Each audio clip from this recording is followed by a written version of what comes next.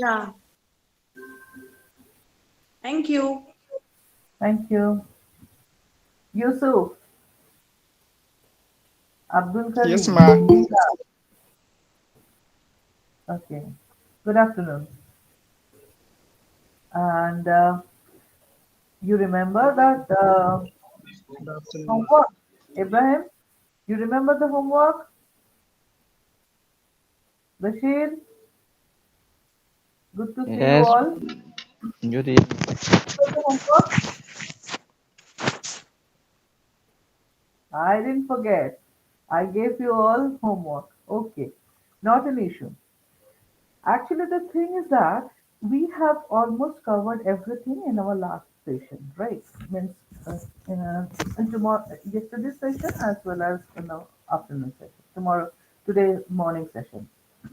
Now, in this afternoon session, we are going to sum up all the discussions which we have done, and after that, I'll again show you that particular picture, and looking into that, you will be answering me certain things and you will prepare a disaster management plan, preparedness plan, not the entire one, the preparedness plan. Because once you are prepared, see, for giving examination also you take preparedness now. You prepare yourself, huh? So for each and everything, if you want to cook, before cooking, you take all the ingredients, you cut them, chop them, you keep them aside, and then you start cooking, right? So, preparation is a very important thing. So, after learning each and everything, we will draft a disaster preparedness plan so that while drafting, we can understand how much and what else are need to be discussed. Okay, so let me share the slide.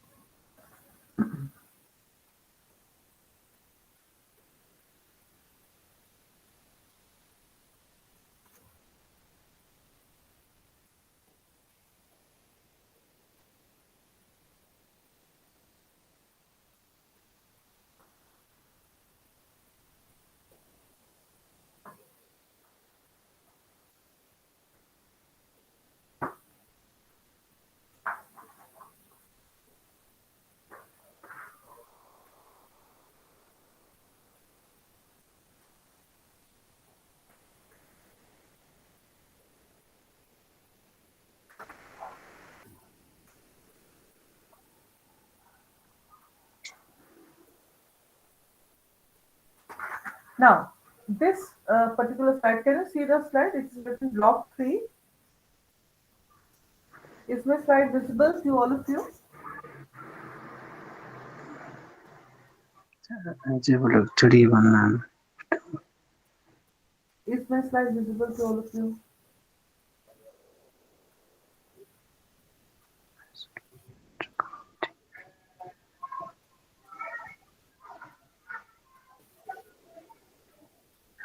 Can you see the slide?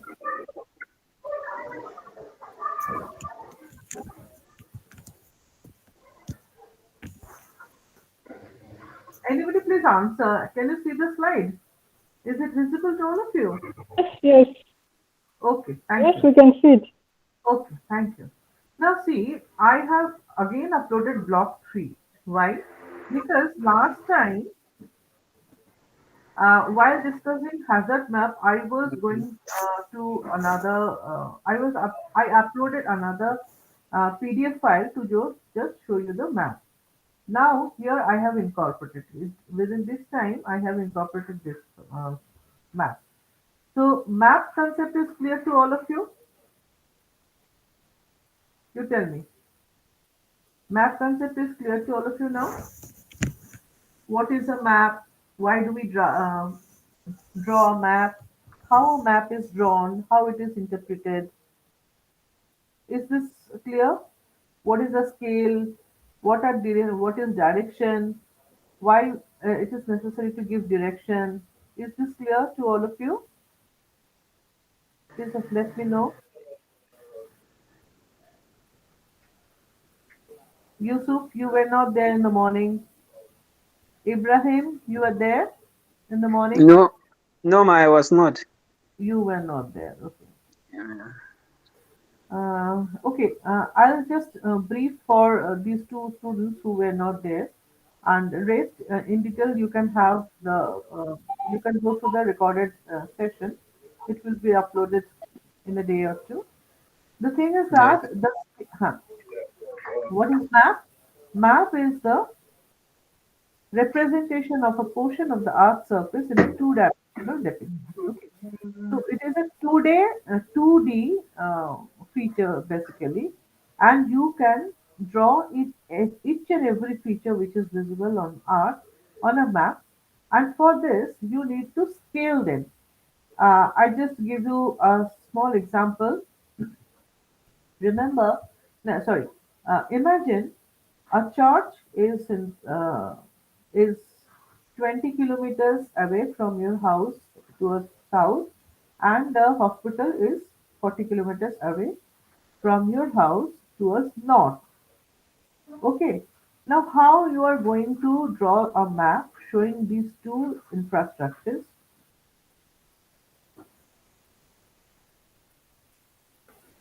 Bashir,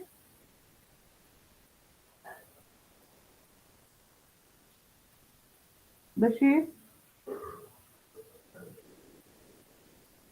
Yes, I'm here. Yeah, that time you explained it very well. So, can you please explain it once more so that Yusuf and Ibrahim can understand?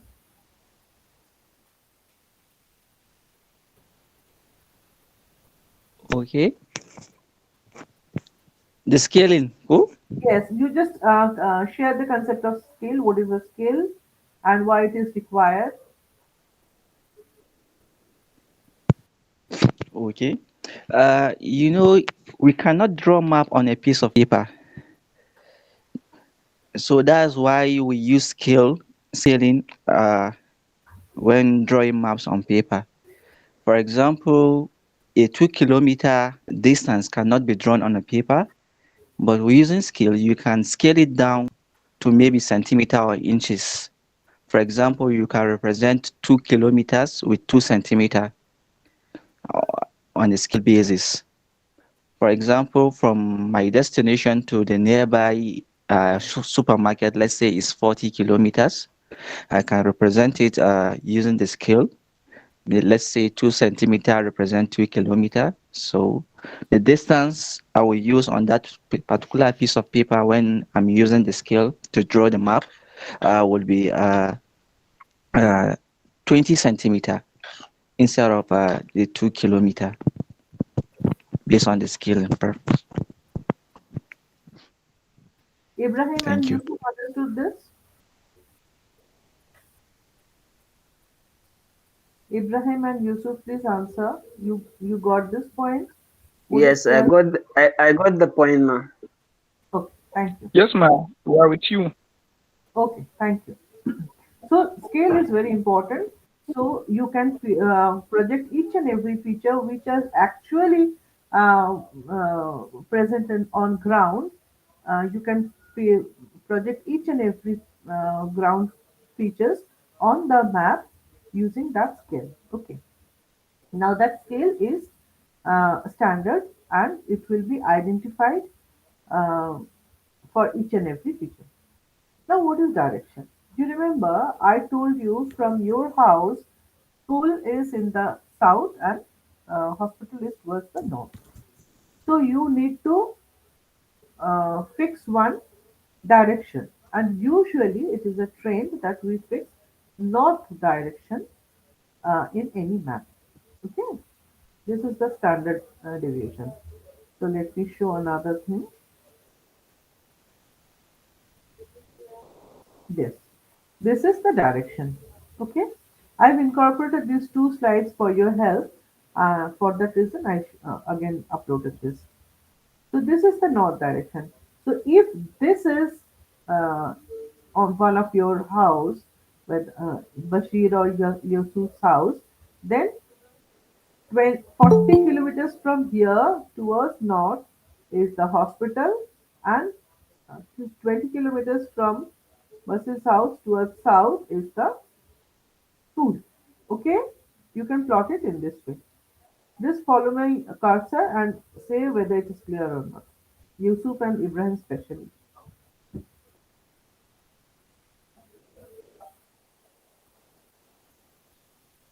Got it?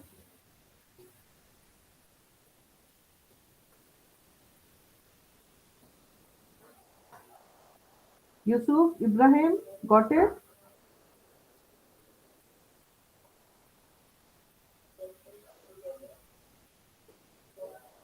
No? No, ma, I didn't get it. I didn't get it. Okay. See, what is written over here? This is an arrow sign, okay? Each and every map must consist of a direction, and there is a universal direction trend with that is we opt north in each and every map. See, this is a map of Africa showing floodplains, okay, or flood affected areas. Now, here also, north is demarcated like this. Scale, three features are most important while drawing a map. What are they? One is direction. You just follow my cursor. Can you see my cursor moving around? Can you see this? Yes, ma. Okay. So this is the arrow direction pointing towards the north, No. and this Yes. is the scale which I just explained. Basir also just explained to all of you. So any 0,000 to 1,000. This is the scale. So anything uh, they have they've taken this is a 50-meter scale. So 2,000 kilometers they are expressing it in 50 meter as 50 centimeter over here. Okay, so this is the scale they have taken. We can identify it, and like the example given by Basir, he took 2 centimeter as identical. Okay, and this is called legend. Whatever you are marking, you can differentiate with different colors, and each and every color indicates something which is written in this box, and this box is called a legend. Okay, so what are the three important components of a map? Say all four together. What are the three components of a map? Direction. Direction, very good. The scale, Very good. Number three,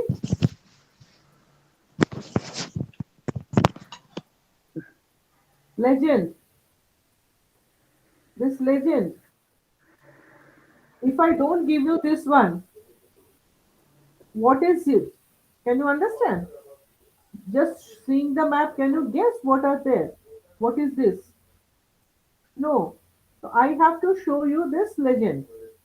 This light blue color means water, dark blue means lakes, light blue this type, basin boundaries. Okay. Now going to the next page. Yes, we all have done necessity of disaster mapping. Why do we need to have disaster mapping? Disaster mapping is required so that we can have an idea uh, that which area are prone to disasters and what kind of disasters they are prone to.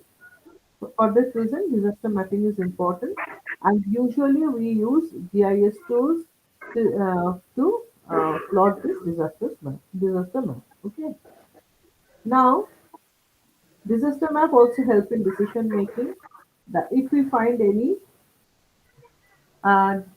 disaster prone area, especially earthquake area, we will construct infrastructure in that way so that they are earthquake resistant and they don't pose any harm whenever earthquake happens. These buildings does not collapse. Okay. So in case of decision making, we need to we the first hand tool which we need is a hazardous map. And secondly, we can carve out different policies which will be beneficial for the common people, for the community, so that minimum loss is incurred in case of any calamity. Now comes predictability, forecasting, and warning. Bashir and Leah, I know you are getting bored, but I have to repeat it in a nutshell so that Yusuf Ibrahim, who has joined later, they get some benefit. Okay, unless and until they get these ideas, they won't be understanding the second part. Please, Okay, thank you, It's ma'am. okay. It's okay. so have some patience. Give me 5 minutes time so that I can just move along. Predictability, forecasting, and warning. What are they? What are these? Predictability. Whether a disaster is going to occur or not, when it will occur, how intense it will be, its nature will be. Guessing this is called predictability. If you have an idea on this is called predictability. Now, who predicts? Can anyone predict and just say, I am predicting earthquake is going to happen, I am predicting flood is going to happen, and the community মানে, they start, they start running across and start preparation and all. Is this like that? No. Authorized agency. They are the government bodies. They are very big agencies which actually say which who actually predict and focus and then give warning. So forecasting, for example, in case of flood, in case of drought, in case of uh, cyclones, it is forecasted by meteorological department. Okay, and in case of earthquake, there is no prediction. So there is no forecasting as well, and no question of warning. Now warning. What is warning? Once you have predicted, seeing the meteorological data, see, uh, suppose Africa, I'm talking about Nigeria. Nigeria, because in the flood, in uh, the map we have seen that Nigeria is a flood prone area. Maximum of you are from Nigeria and you have already faced many floods. So let us discuss with this event. Now, suppose the average rainfall of Nigeria is 230 mm. Okay. Now, meteorological department is saying that continuous shower is going on and without any stoppage, and they say that 230 mm is the average rainfall, and if the rainfall exceeds up to 10 mm or 4 mm, whatever figure you choose, then flood is going to occur in that particular area. Nigeria. Flood is going to occur in Nigeria or and the surrounding peripheries. This was prediction. This was predicted by meteorological department. Now, forecasting said yes, rainfall is continuously increasing, and now it has come to 7 mm, more than the average rainfall. So 230 mm was average rainfall. Now it has become 237.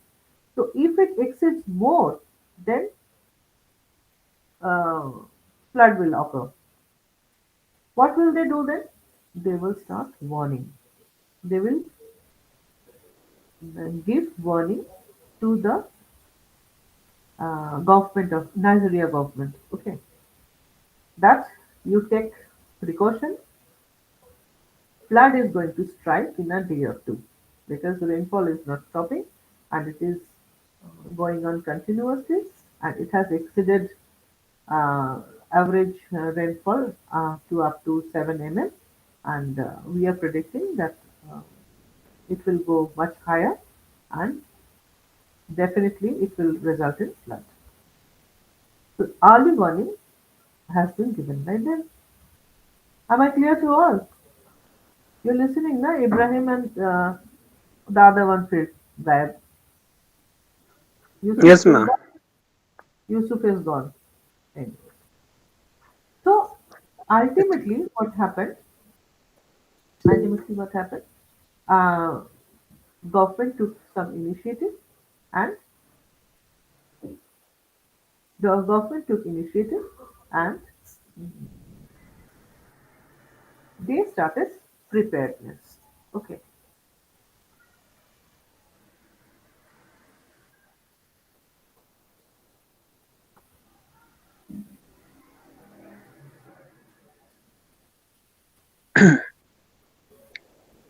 Interrelationship, I'm not telling. Interrelationship you have understood.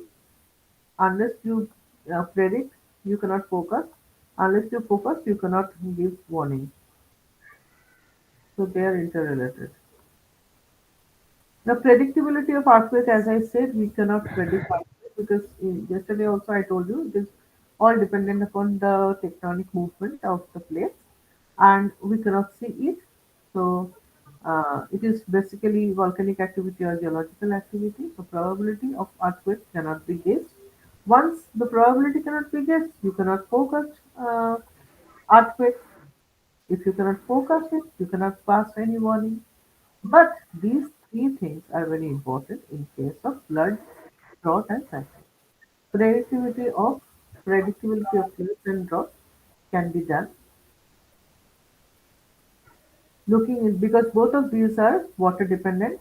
If shower is more, if annual rainfall is more, or if rainfall is more, it is going to flood. If it is less, it is drought is going to take place. Okay. Similarly, cyclones have the highest predictability among all the disasters as soon as formed over the oceans. Cyclone is a cyclic is a storm which occurs on the oceans, which develops on the ocean, and when it is detected by modern instruments like satellite, radar, etc., we declare the cyclone is going to occur and in which area it is going to occur, and as a result of cyclone, again flood results in the coastal area especially. Now comes our evening chapter. Evening chapter is block 4. Now this thing, you remember your homework now? Huh? You This said, is he said, he said what? I gave you homework now, all of you in the afternoon only, in the morning session. This Not was what my, I was, I you couldn't were, join the morning session. So you I were don't know, I don't know the assignment. okay. Not an issue for Yusuf, but for you are Ibrahim. Not an issue for Ibrahim, but Joy, Lee, and Bashir. I expected your submission. Anyways, this is a flood scenario in Africa. Okay. Uh, the pictures in the upper part is showing the rural part and the lower part in the urban. Who is talking? Please mute the background sound, please. Now, the upper two pictures is showing rural flood, while the pictures below are showing urban flood. Now, just see the entire area. Just follow my cursor. The entire area is swayed away by flood water. It is drowned. The city has come down to water. Some higher elevations you can find, but maximum is drone. At the same time, this part, this is a clear water, but this part uh, is piled with mud. Now see, these are all adult people up to their what is it called?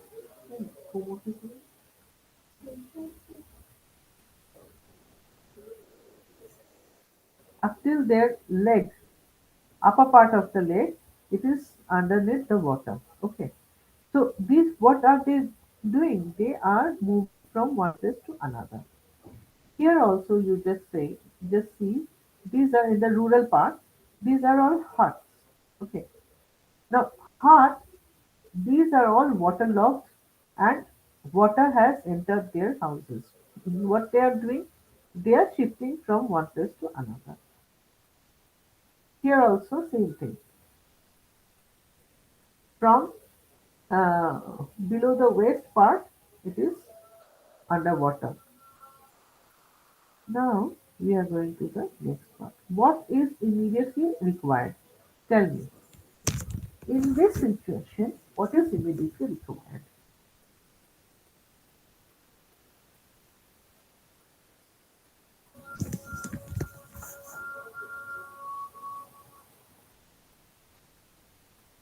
Anyone?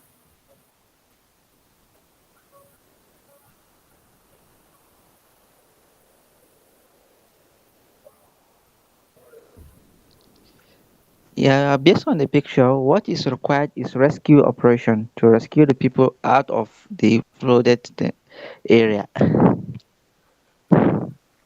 Yeah, good. Every time Bashir is answering, everybody should answer. Good. Now, rescue is important. As we discussed earlier in the last session also, that once you get early warning, if it is possible for the community to shift to upland, evacuate the area, then then people we cannot shift our houses. It will be waterlogged. It will be swayed away. It will be underneath the water. But at least people won't. A life of human will be saved. Life of livestock will be saved. We can stock our uh, uh, important documents and everything. You can stockpile them. But if it is not that, if early warning is not given on time, if it is not given early, then what happens? We are affected. People are affected. Community is affected. And immediate action is rescue. In case we get early warning, immediate action is to prepare disaster plan, preparedness plan. That before the uh, flood strike, what we can do, what actions we are supposed to take. In that case, we will start with IEC or emergency awareness, and we will create community. We will identify some people in the community and deliver or delegate them with some responsibilities, and then monitor that. And in case early warning is not on time, not early, then the first work will be evacuation. So our discussion part from yesterday's morning session and to this, there are mainly steps. What are that? Predictability, forecasting, and early warning. I see this is not for you, this is for I see for generating awareness. Number three, disaster preparedness plan short term in case we get early warning on time. And this includes non-structural mitigation. Non-structural mitigation includes uh, awareness creation, then insurance, then uh, providing shelters, then what else?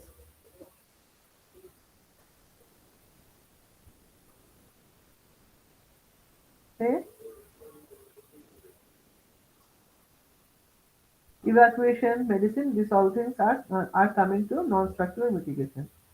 Then you comes to rescue and evacuation. In case we don't get early warning, rescue and evacuation. And even if you get early warning, once flood strike the place or once any natural calamity strike the place, any area, rescue and evacuation is an important role. Then relief and rehabilitation. Those whom you have rescued, you have to provide relief to them. How can we provide relief to them?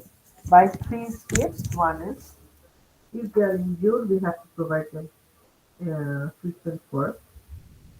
If they are not injured, they have to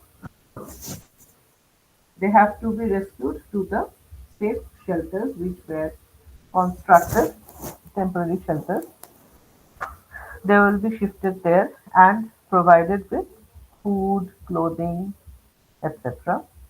And rehabilitation is that after everything is over, after entire disaster is over, everything is calmed down, then give, in order to bring the victims to their normal life, we have to uh, rehabilitate for them. What we can do, we can construct houses for them, we can construct entire village for them, we can provide fresh amenities like roads, we can construct roads, electric poles, communication systems, so that normal life can be preserved, can be set slowly, slowly. And this was all on the basis of a sudden attack. Now, we have faced earthquake, or we have faced flood, or we have faced drought, or we have faced cyclone, whatever. Now, what we have done uh, for the time being to get ourselves secured, get relief, and lead the normal life up to the extent we can lead it. Now, what will be the next step? The next step will be disaster preparedness plan, and this time we will make a long-term plan. Now, what does a long-term plan include then? In a long-term plan includes hazard assessment mapping. First, we have to identify that whether this time our area got flooded, but every year are we going to face flood? In order to get the answer yes or no, we have to do hazard assessment map, prepare hazard management. Then, if we get the answer yes, then we have to aware the entire community that see, if this is not this year only, each and every year we are going to face flood. So this has now become a repetitive action. We have already incurred so much of loss this time, but next time onwards, we are not in a position to uh, face this type of loss. If we face again this loss, then we will be nowhere. So, in order to uh, secure life, secure mankind, what is required? Awareness, preparing community through IAC. Then the gap analysis. What gap analysis will do? Gap analysis means whatever uh, problem you have faced in the last flood scenario, or any disaster scenario, you have to jot them down, and then you have to solve each and every query. This was the problem. What avenues? What? How it will be solved? These are the avenues. This will give us positive. This type of gap analysis we have to do, and we have to incorporate this then in the long-term plan. Then structural mitigation, because in a one-day notice, you got a early morning and you started structural mitigation, this is not possible. So from next time onwards, that your house is not drawn away, not that your house is not collapsed, that your roads are not blocked. In order to see all these things, structural mitigation you have to take into account. What structural what structural mitigation is required earlier? Some examples of structural mitigation.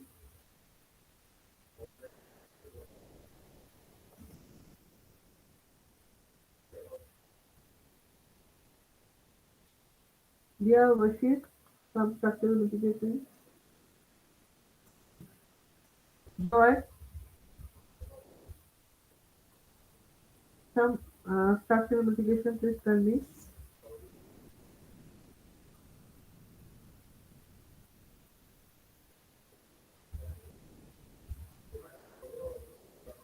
Hello, ma'am. Hello, Joy. Please Yes, suggest me ma'am. some. Good afternoon.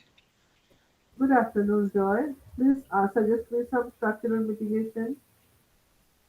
Structural mitigation. Okay. My own little understanding. It has to do with um structural construction, like building in order to prevent disaster. It has to do with building of structures. For example, when it comes to flooding. Hello. Huh? When it got Can to you hear flood. me, ma'am? Yes, yes, Joe.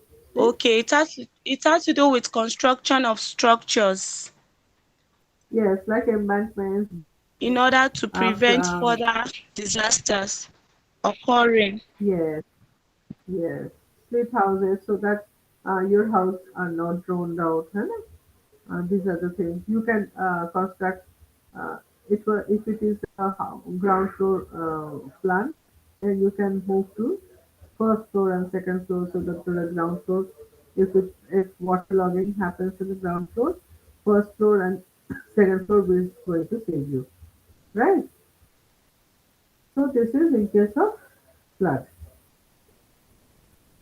Now all measures to be taken before, during, and after disaster strike should be incorporated in this long-term plan. Any confusion? How you are going to plan a disaster management, a preparedness plan? Any confusion for anybody?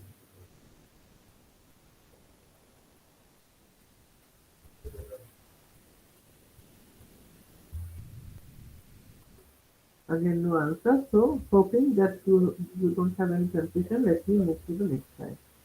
Now, next, as Basil said here, initially, search, rescue, and evacuation. This is a very important part because once any disaster strike a community, the first and foremost work is searching, rescuing, and evacuation. This is part of relief measure. Okay. Now, relief measures are the immediate need in a post-disaster scenario. Once disaster has taken place and occurred, after that, the first and foremost work is relief measures, especially when infinite victims are affected and their locations are not clearly known. Because uh, if flood happens, just imagine that picture which I showed, full of water is surrounded, has surrounded the entire area. We never know who is struck where are the livestock gone, where is the baby, where are my peer groups, where are my relatives, they have gone. We don't, because at the moment when any disaster takes place, we first look after ourselves. We save ourselves first, every time. So now, when it is over, we are safe. We first look for our loved ones where they are now. So searching, it starts with searching. Then when you have searched, you have located your peer one. your loved one. You will go to rescue him or her. And rescuing means you are taking him or her from that affected area and you are shifting him or her to the uh, safer area, safe shelter, which has been prepared by local administration or the community, means the uh, shelter, safe shelter. And this process is called evacuation. So search, rescue and evacuation process are carried out immediately after the disaster has struck a certain area or zone. Now, this I was just telling about uh, flood, cyclone, this type of disaster. What if, in case of earthquake, you just tell me? Because most people are under the debris of building, collapsed building.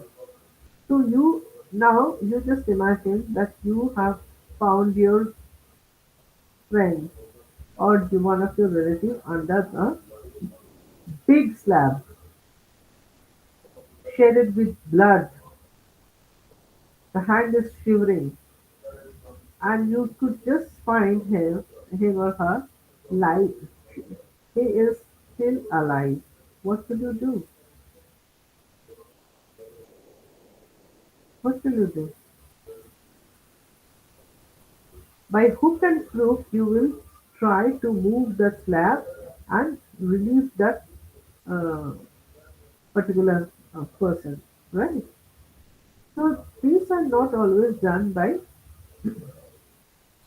local people because of the heaviness and all these things. Usually, rescue work is done by local volunteers, people who are uh, from that particular area, locality, because they know every nook and corners of that area and they are well versed of that about that area. So they know what are the corners and which are the corners and where they be drowned, where they can be uh, dumped. So they can pull them out and in a safe mode. Voluntary organizations, local volunteers, they perform this action successfully and fruitfully and successfully. And if the condition worsens, these groups are notable to control the situation and then defense services are also called up to help them. Okay, military defense service, army, we take help from army. Search and rescue is commonly known as SAR. Search, S for start, A for and, R for rescue. SAR, search. Search and rescue is the process to identify the location of disaster victims who may be trapped or isolated and bringing them to safety and providing them with medical attention. Now, who does this? As I told you, volunteers, local NGOs, and in case it is of high risk, we take help from defense or army. Okay. The basic aim of search, rescue, and evacuation is to ensure the survival of the maximum possible number of victims. We will try that maximum possible number of victims are alive. Okay. Minimum death has to be ensured. And in order to ensure minimum death, what we have to do? We have to continue search and rescue process. Continue till all the people uh,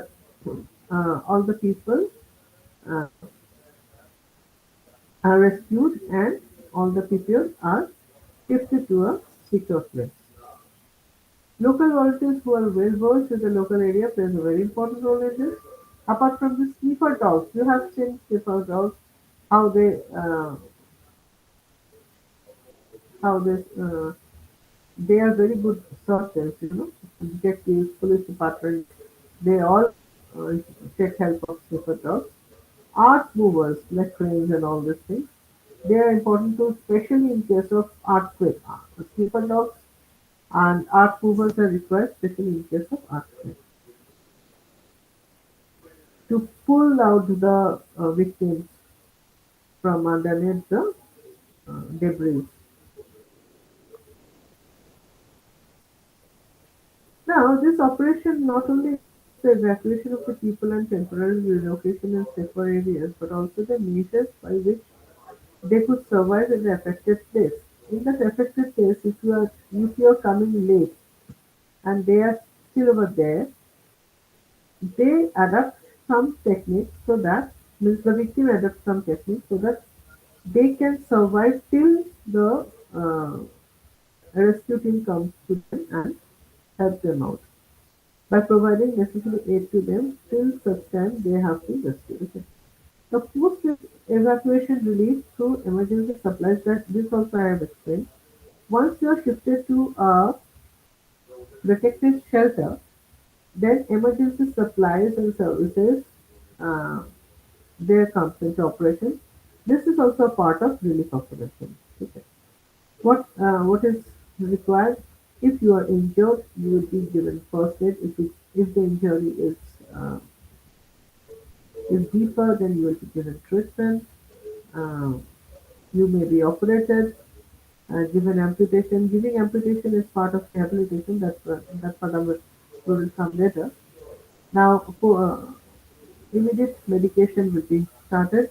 You will be provided with food. You will be given counseling because once any uh, disaster strikes, people are not only physically affected, they are mentally affected too. So mental counseling, uh, psychological counseling plays a very important role. If even you are not hurt physically, you are hurt mentally. So you need to have good counseling sessions so that you can overcome that particular incident and in near future you can lead a very normal life. Am I too fast here? Please let me know. No, ma'am. No? I'm too Yes, fast? you are not too fast. Oh, Oh, no, you are not too fast. We are following. okay, it is okay now.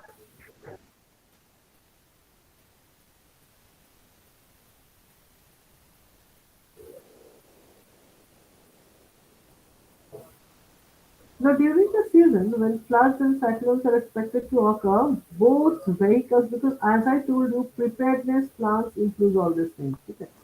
If we get early warning in a pretty good time, then we can arrange for this boats, vehicles, and even helicopters for evacuation of people to safer areas. And we can arrange for the same, including the telephone numbers for the central room and all. For evacuation, we need boat, vehicles, and even helicopters. But if we don't get ample time before the disaster strikes, what we have to do? We have to make quick arrangement of these so that maximum evacuation can be done in a short notice.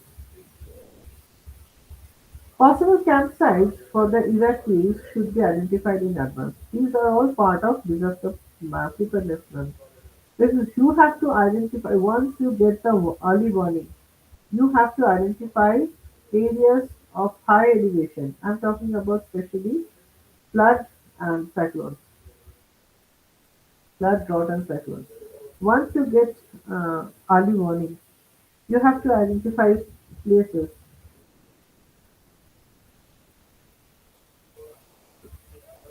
in higher elevation where you can shift the probable victims and once it is identified, temporary relief camps are to be constructed. Uh, are to be constructed. How many relief camps is required? Some for the common people, some for vulnerable groups. A hospital is required. A separate shelter for the livestock is required. Just let me know when your prayer time comes.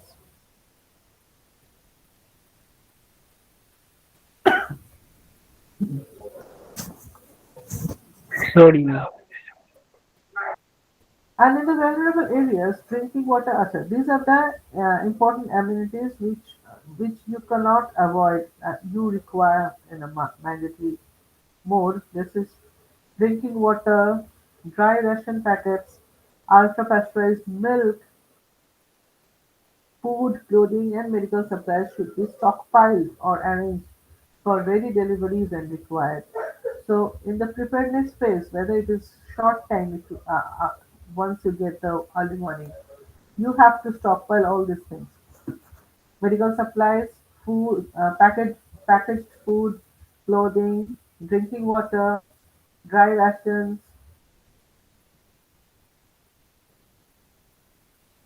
milk for the babies, so that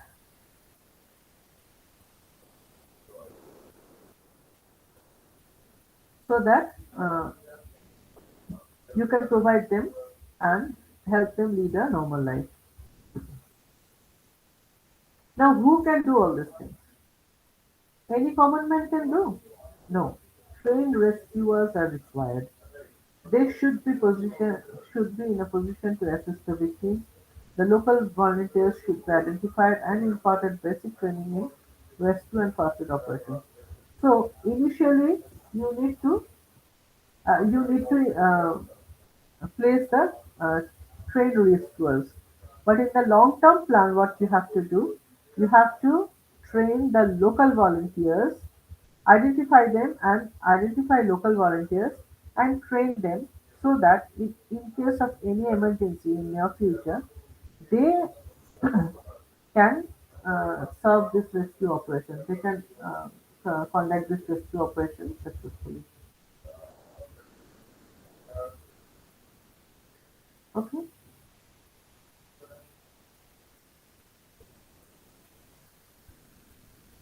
Now comes to our next slide. Evacuation. Evacuation involves the removal of a population from homes at risks of an imminent positions at risks and of an imminent disaster to a safer location, a temporary location. As I just told you, the affected area has to be evacuated, and the victims have to be taken to safe shelters so that they can they can be provided with medication, they can be provided with psychological counsel, they can be given uh, all assistance to lead a normal life, to build up better. They will be taken to a safe shelter. Now, for this, what you need: escape routes is required, provision of transport is required, uh, and policy is required so that people are not uh, people are not scared of. They are well versed that these people have come. They are the volunteers. They have come here to save us, safeguard us, and relocate us from this affected area to a safer area. So policy has to be uh, designed, and these should be implemented in long-term disaster management plan. And once the plan is prepared, the community has to be aware with the existing plan. So these are the steps. If if this happens, you are what role you are supposed to play, and what role community is supposed to play, what role government is supposed to play.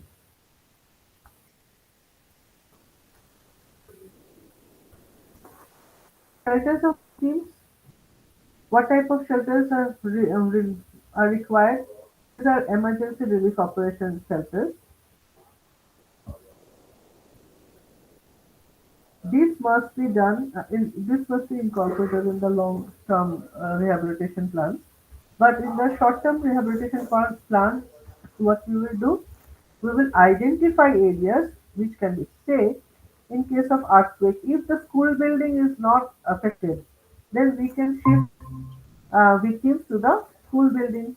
If the hospital is not affected, then we can shift the injured uh, victims to the hospitals. If we find any constructions of such type, any structure of such type, which is not affected due to earthquake, and convert that particular shelter into a uh, rehabilitation center, and we can shift uh, victims from the affected area to that particular area. And if there is no such, then we have to uh, prepare temporary one with the help of tents and all these things.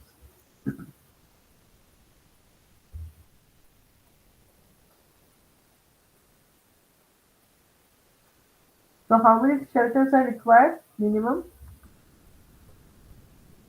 Ibrahim?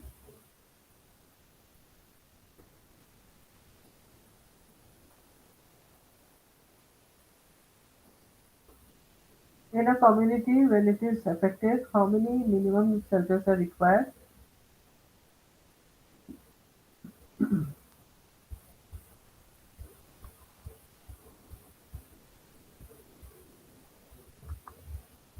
Ibrahim?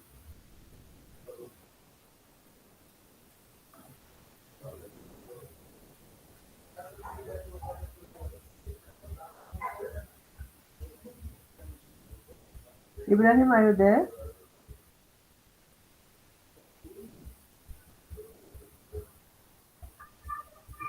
Hello, ma'am. Yes, I'm here. How many shelters are there? How many shelters are required? If How many? hmm. I have network issues. I didn't get the question. How many minimum shelters you will construct in any affected area?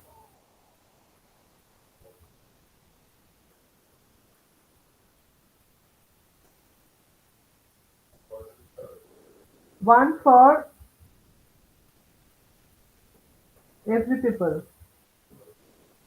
One for the vulnerable group. Vulnerable group consists of women, children, physically challenged person, and old aged man, old aged people. Another one you have to construct for the uh, livestock. Okay, cattle, then your hen, duck, fowls, etc. Minimum three you require depending upon the number of population.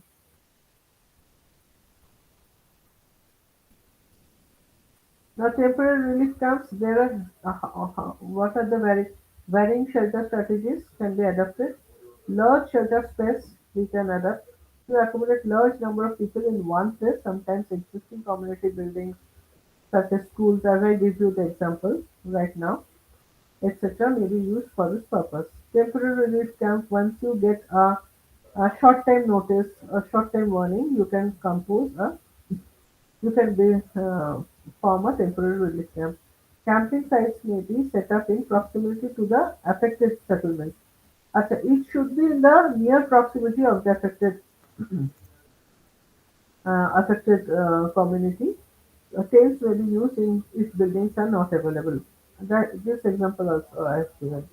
Rehabilitation settlements. This may be rebuilt once disaster is over. You can rebuild their house. You can rebuild an entire village. You can rebuild an entire colony in the urban area. Okay, usually urban is not affected.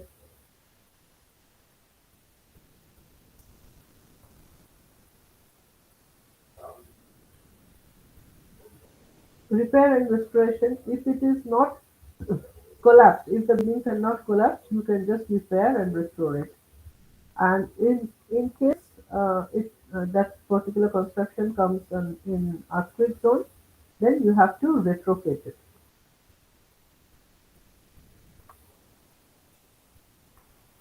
Okay. And what you have to make sure, what are the things you have to make available in the shelter homes? That is water, sanitation, toilets, provision of toilets should be there, must be there, food items, medications, milk. Okay.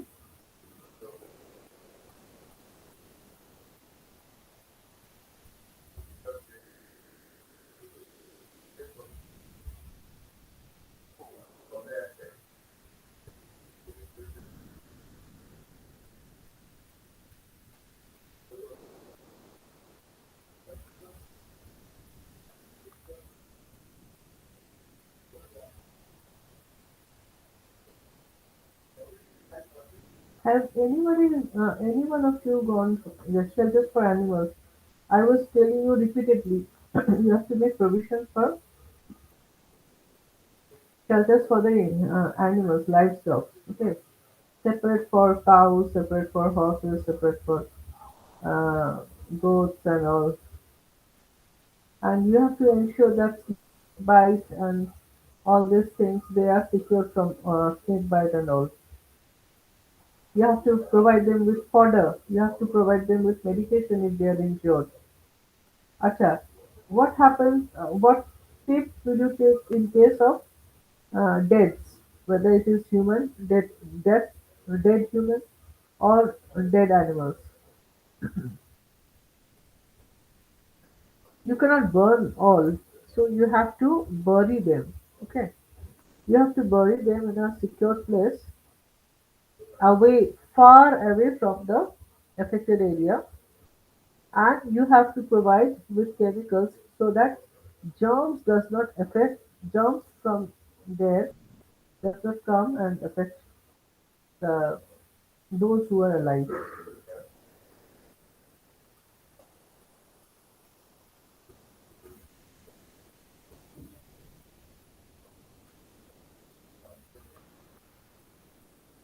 Tell me how many of you have gone through the text?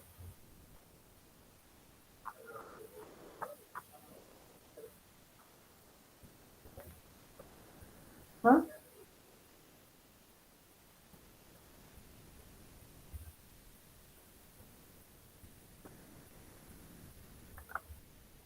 How many of you have gone through the text?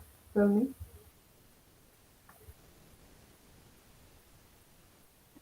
You mean reading the notes, Huh? the book? Hello? Hello, are you saying reading the book? You have gone through the book? We just started, but not everything.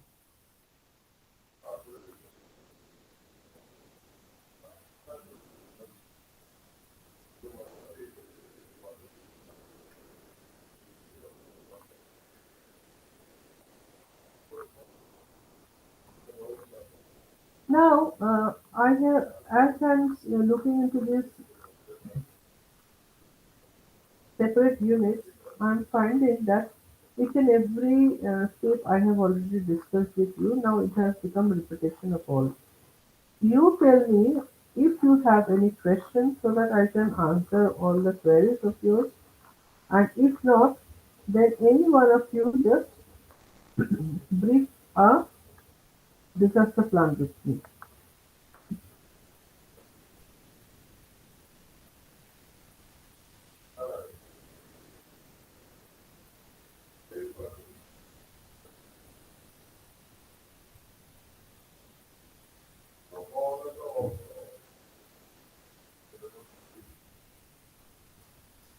Do you have any questions?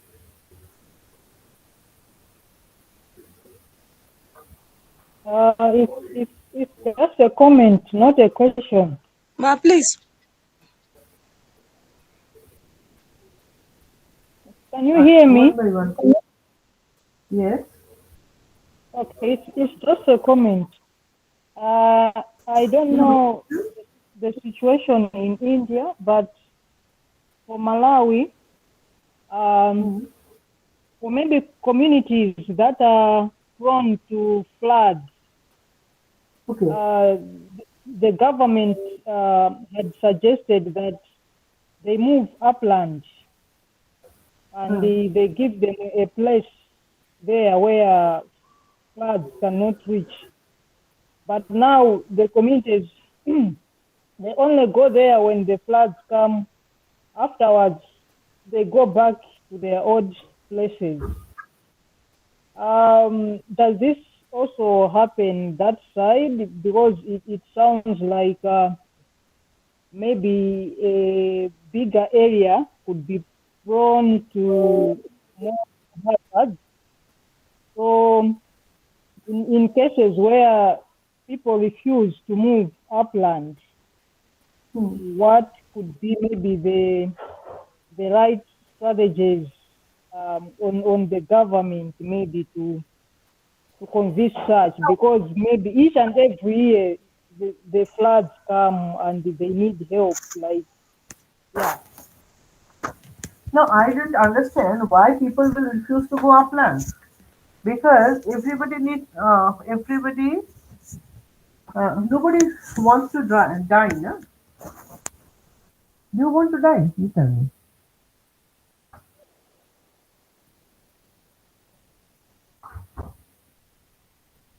Tell me. You want to die? No, no. So if anybody comes No, and tell no, you, no, "Yes, no, yeah, we don't go want to upland, die. That's why we keep on wondering why they refuse to move away from the place. they cannot refuse when an early warning is there. How can they refuse?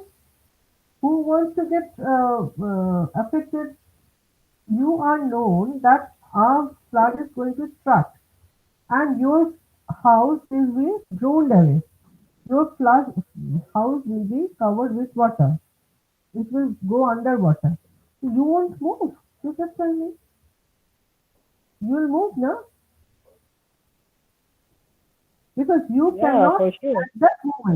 at that moment you cannot leave that particular, you cannot higher up the elevation of that particular area. So the only way out is to evacuate and go to some higher altitude. Why will people not move? You have to convince them, you have to give them uh, ample reason that early warning has been given by government, and we have to evacuate the place in order to save our lives.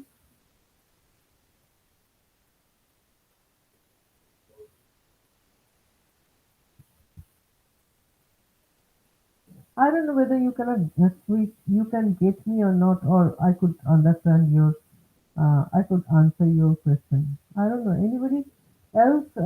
If you want to add something to your question, Joy.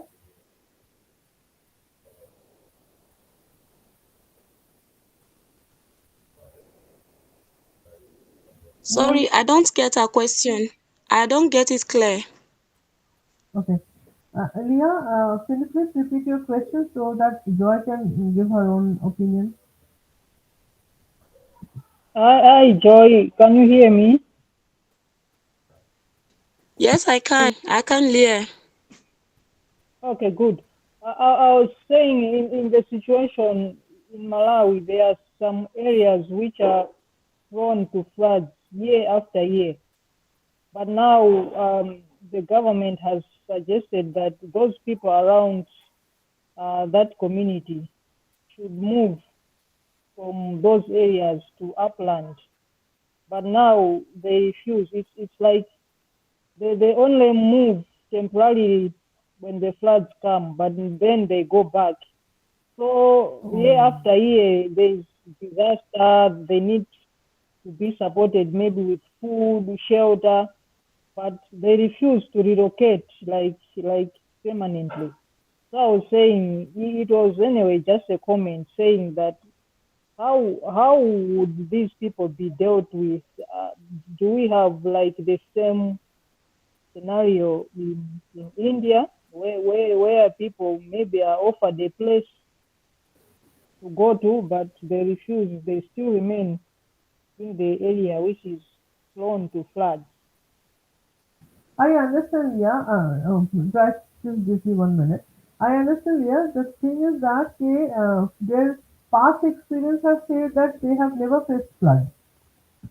Now, when the government says that this time you will be facing flood, they are refusing that they will not go upland. This is your matter, no? Mm-hmm. Yeah. Yes? Yeah. So Yes. the Yes. main thing is that you have to convince those people they are rigid. They are very much fond of their place. Everybody is fond of my I'm fond of my place. If anybody come and say that Sharbani, you leave this place, am I going to live? But if somebody says that if you don't leave, this building will break because of earthquake and you will die. At that condition only I will move. Looking into the proof the government is showing me, the early warning people are giving me, the rescuers are showing me that these are the things which can happen in within few hours. So you need to leave the place so that you are alive. If you are alive, you can build another house like this. If you are not, you are gone. This convincing is required. Convincing attitude is required. What I understood. Joy, you may add on to this. Yeah.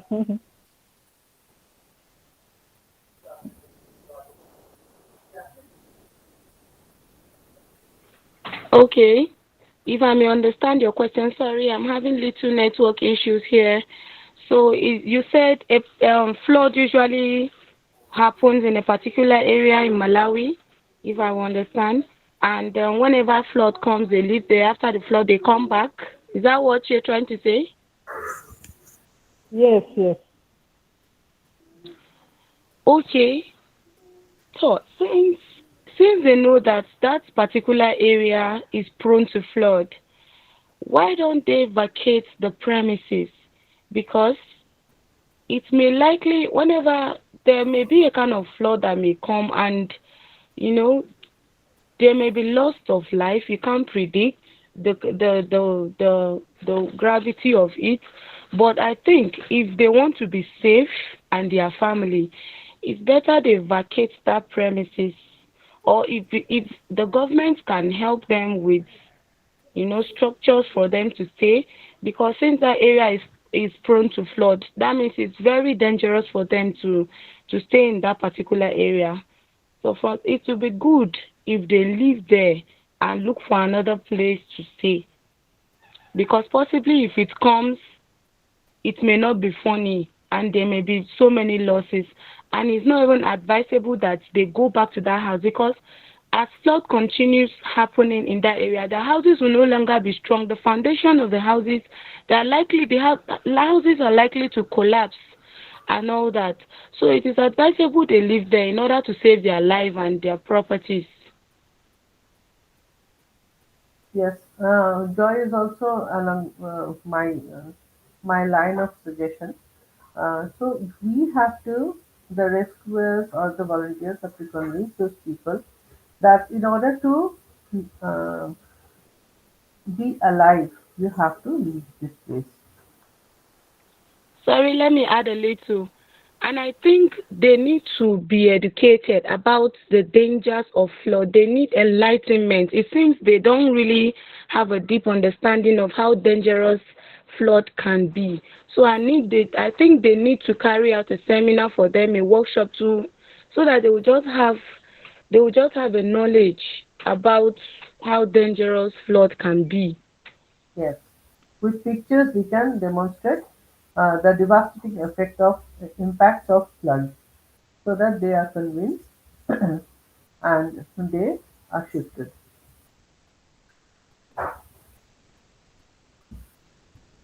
Yeah, are you satisfied with the answer we have given you?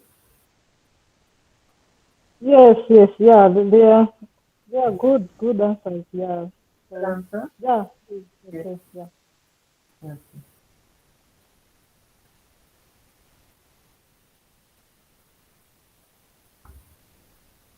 Now, debris clearance is also an important part. Debris clearance is required, especially in case of earthquake, because building collapses and pile of debris are there. So we have to clear these um, debris, and most of the and we have to segregate them into biodegradable and non-biodegradable uh, parts, so that the biodegradable wastes of any debris, presenting any debris, is it mixes up with the nature, and the non-biodegradable debris can be relocated to a safer area, so that they don't pose any further problems to the victim or any other uh, community.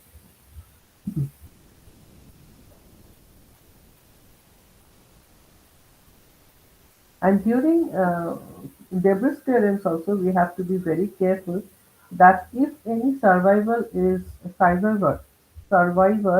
trapped underneath the debris, then attention has to be given. See, we will, the local volunteers who are actually working upon for the evacuation, safe evacuation of the victims, they will uh, look into every corner, so that no victim is left behind to be saved. But still, if some trapped body is found in the debris while debris clearing, we must pay attention into this, that if any survivor is there, we have to save him or her, and if any dead body is trapped, we have to dispose them or in a separate spot.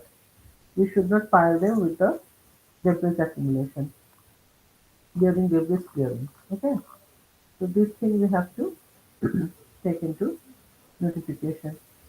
Just tell me, while disposing dead humans, will we? Is it necessary to mm, follow the rituals of cremation?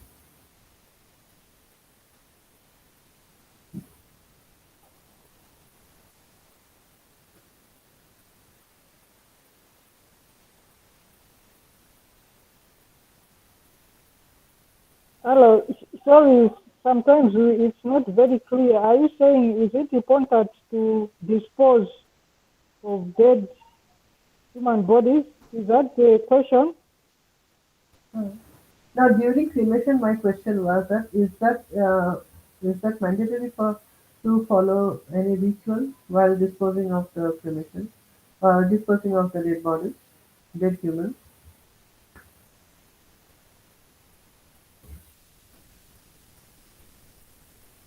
No, I think because yes. mass cremation is going on. Mass cremation is going on. Okay,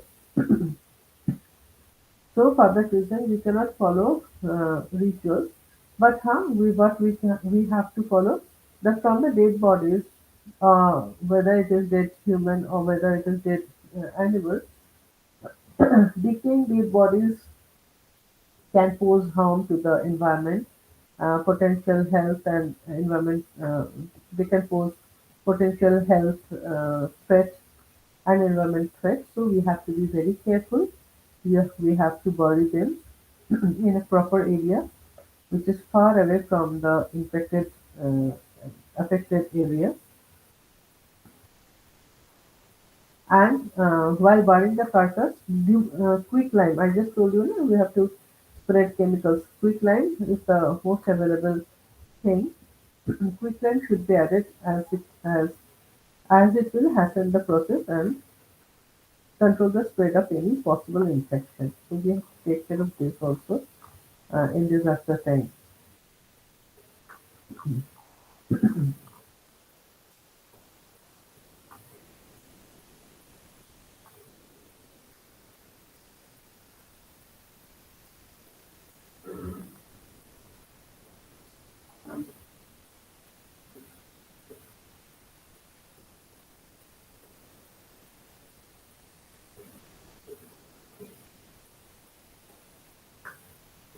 Control of fire.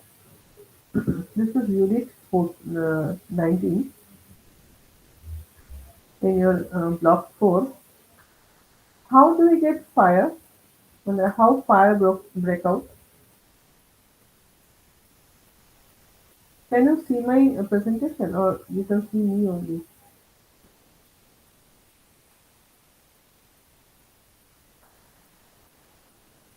Hmm? We're seeing an old presentation, not on fire. अच्छा ये था roll ना. Okay.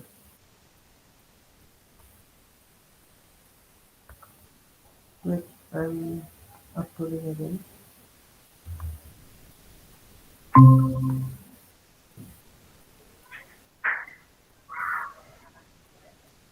What can you see? Types of fire and natural fire, man-made fire. Can you see this? This is unit Yes, 19. yes, Okay, control of fire. Now, fire incident is very much devastating and it fails so fast that before you understand, it strikes a place. Okay. Now, fire it touches anybody. Now, how fire? How can what are the different types of fire? One is natural fire. One is man-made. What is man-made fire? Fire.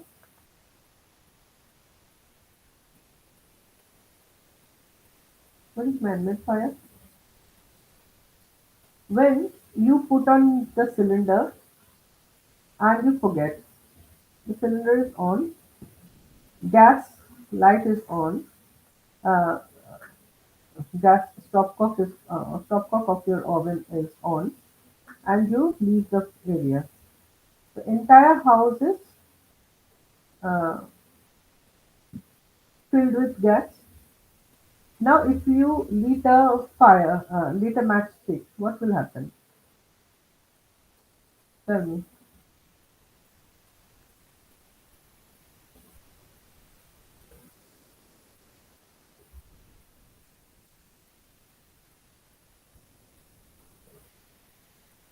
Can you hear me?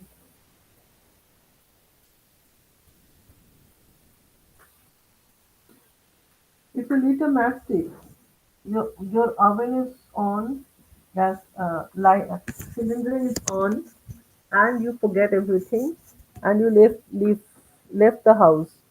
When you come, everything is open. The entire house is filled with gas, and forgetting about everything, you hit a matchstick or lighter. What will happen? Fire will break. Okay, yes. so this is man-made fire. This is man-made fire. Okay. Now, what uh, another one is natural fire. Natural fire is usually seen in wild in forests. Forest fire and natural forest fire. So, forest fire happens due to two things. One, volcanic eruption, because volcanic eruption will definitely lead to fire. And another thing is after harvesting, the dried crops are burned in the forest itself or in the agricultural field itself. This may lead into fire incident. Okay.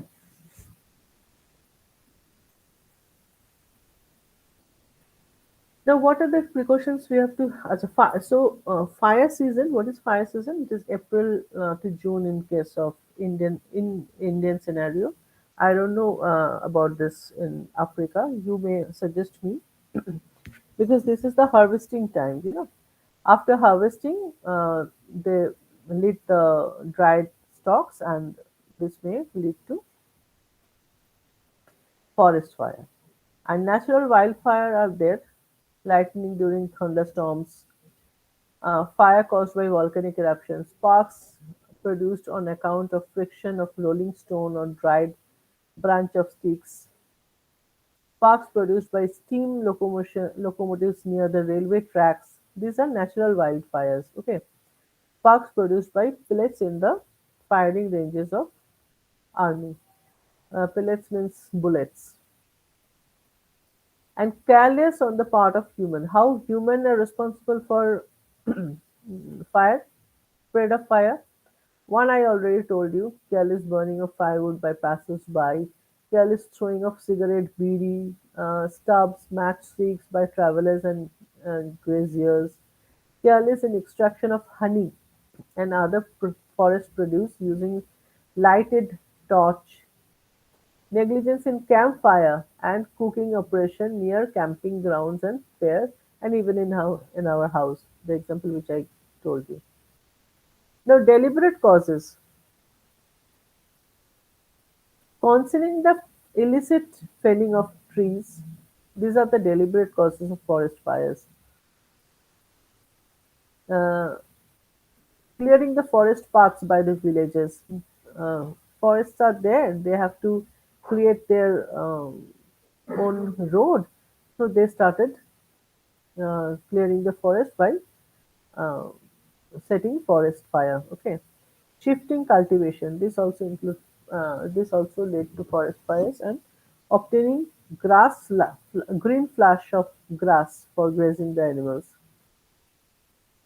Burning the pine needles to clear the ground from carpet of needles, and settling score by burning one area's area.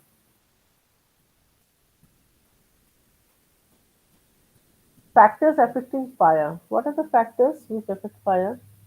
One is fuel, cigarette, beedi, petrol, whatever you provide, it will set into fire.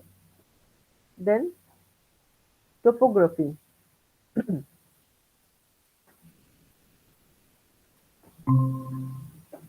impact on wildlife. They are very much afraid of fire. So what will they do? They will fly off. They will become restless.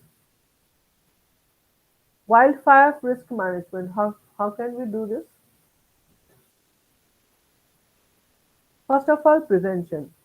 In case of any disaster, what is the first step? It is prevention. Prevention we will do, then planning and management. If even you want to if you want to set fire on the harvested crops, not harvested crops, on the residue of the harvested crops, then you have to plan accordingly so that the only your purpose is solved and the nature is not harmed. So planning and management is very important. And then incident management technique. How will you do this?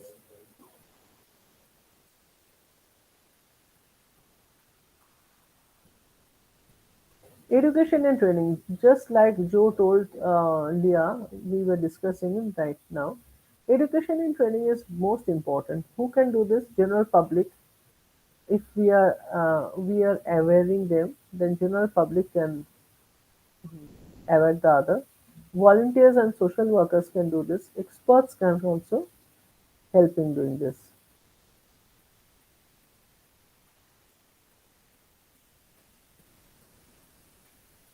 If a fire is set, what we will do? We will call upon the fire brigade so that they come first and uh, save people. Relief and rescue is an operation we have to conduct here as well, and providing treatment, counseling, etc.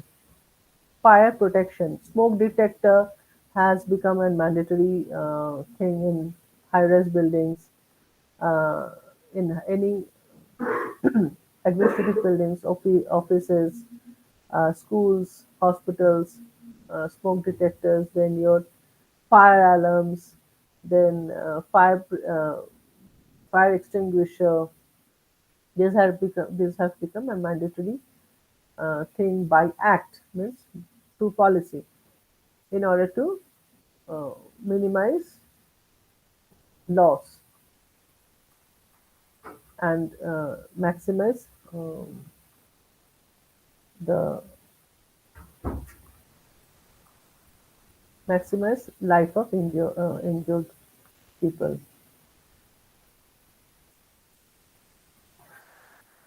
The last chapter in this unit is Unit 2, which with Unit 20, which says about damage management.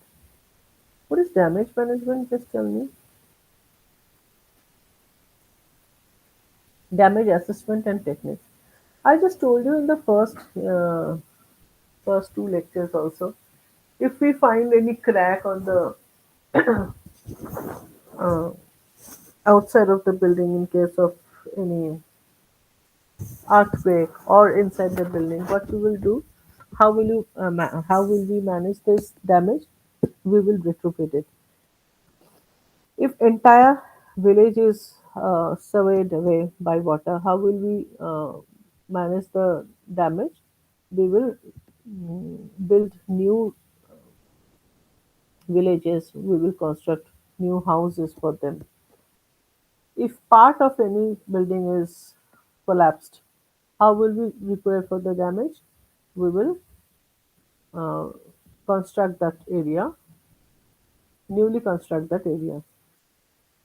Okay, so these are all damage assessment, and then damage protection. Also, counseling comes into damage assessment because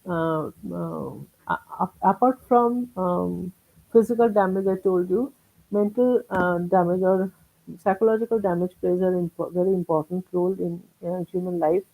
Not in human life, even animals become timid. So we have to give more and more time to the animals, to the pets, be more caring towards them so that they can come to their normal life, and the damage control can be taken care of.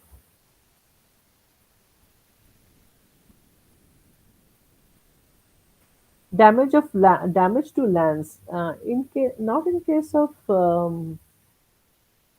earthquake in particular, but mostly in case of floods and cyclones. Damage to land is a very important thing, and for fire also, forest fire also, agricultural land. uh, Tons and tons of agricultural lands are uh, damaged.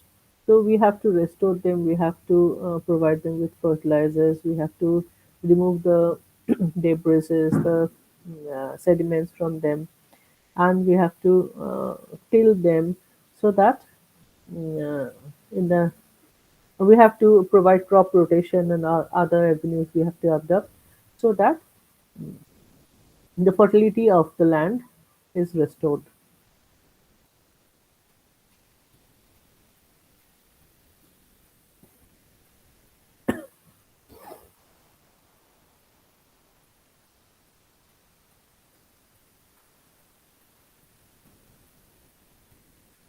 Okay, so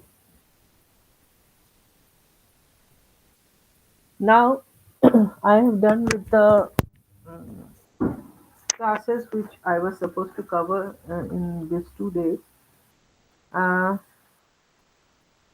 Leah and Joy, please open your videos so that I can see you.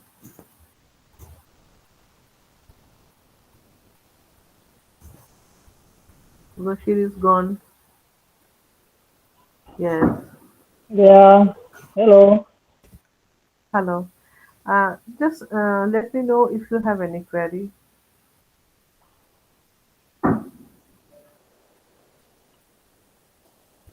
Was I very No. no? Was I very fast?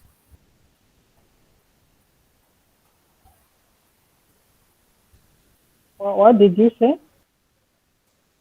I I very fast? Is the counseling session very fast?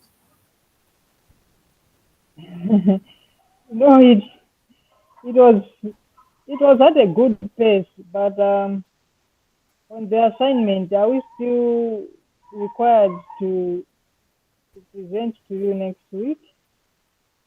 Yes, you can give it in the next week. But how was the session? You liked it? Yes, yes, yes. But I would say maybe yes, too much, too much information. I Much don't go. information, especially in context to Yeah, your own continent, right? yes, yes. So we'll try to go through the notes and yes, have a very clear overview or picture of everything. Okay. Thank you so much. Yeah. And please go through the text. We have completed block 3 and 4. Block 1 has already been block 3 and 4. nahi, Block 1, 2, 3, 4 of CDM 002.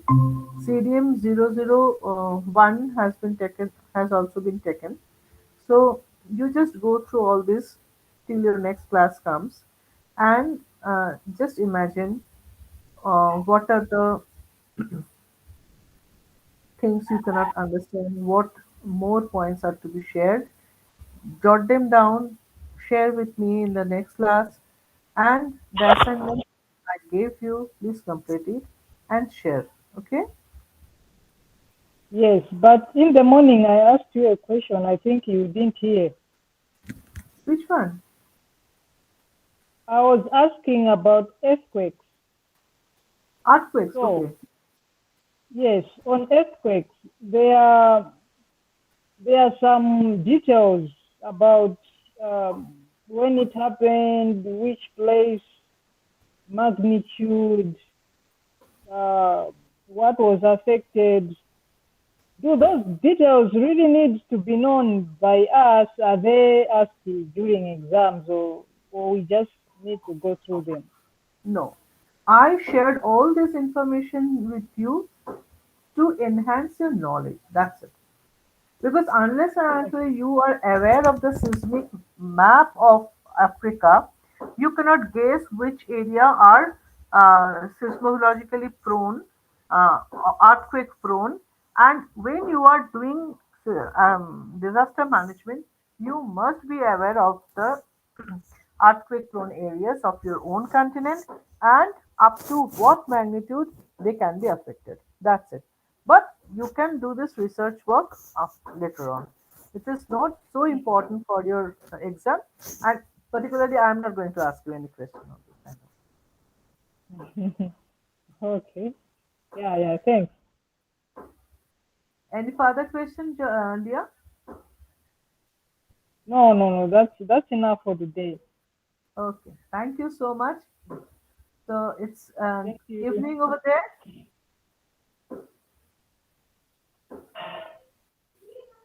Joy. Joy, anything from you?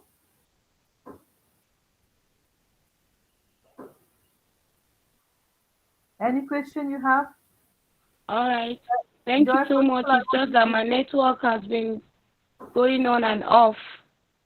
okay. I want to see you first. This is my requirement. I want to see you No. first.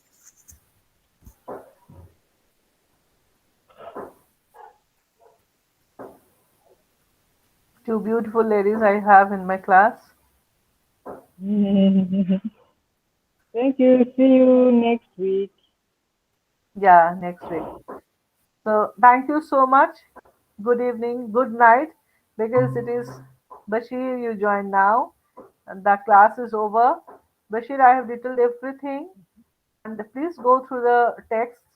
We have completed block 1, 2, 3, and 4 in these 2 days. So please go through all the units and let me know in the next week if you have any question, if any queries are there you want to ask me, I'll be answering them all. Thank you, Thank you, everybody. ma'am. Good night. Good night. See you See you all. all. Good night. Thank you. Good night. I See you. Bye. will meet you in the next class, and please, in the next class, come with the assignment. Thank you. Good night.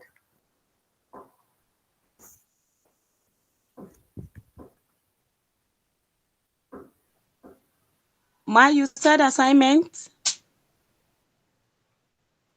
Yes.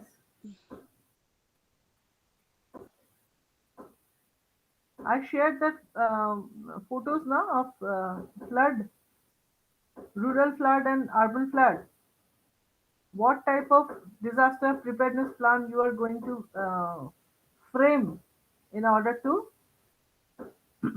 save your community from flood. That is your assignment. Okay. Sorry, I can't hear you. You said you gave an assignment? Yes, I have given one assignment, and the assignment is that you remember that picture of flood. You have to write in detail. You have to draft a disaster preparedness plan. Can you hear me, Joy? I think I You can have to hear draft you a little.